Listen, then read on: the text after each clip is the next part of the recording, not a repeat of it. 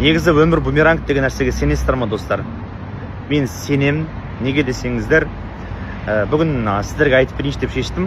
Осыдан мен үйленбей тұрып қой, енді отбасын құрмай тұрып, бірінші рет үйленбей тұрып, бір таныс жігіт бар еді, менде жақсы араласатын едім. Сол жігіт бір рет үйленді де ажырасып кетті, екінші рет үйленіп ажырасып кетті. Сол ажырасып кеткеніне мен күлгем кезіндеш.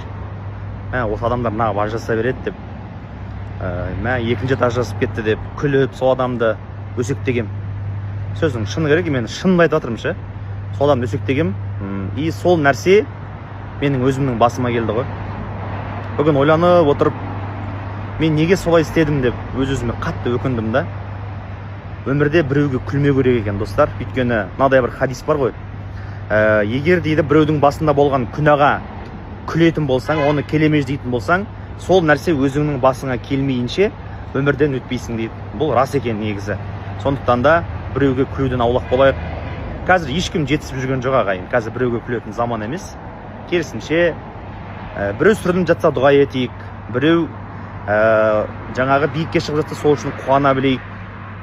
Көршіңіз байып жатса қуаныңыз, қуанғаннан намысын құламайды.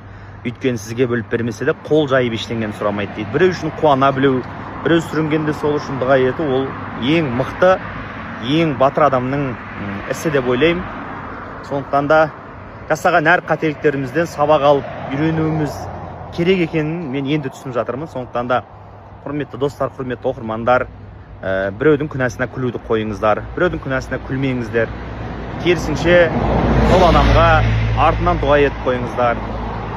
Сол өйткені өз басымнан өткен жағдай, біреуге күлемін деп, сол нәрсе өзімнің басыма келді.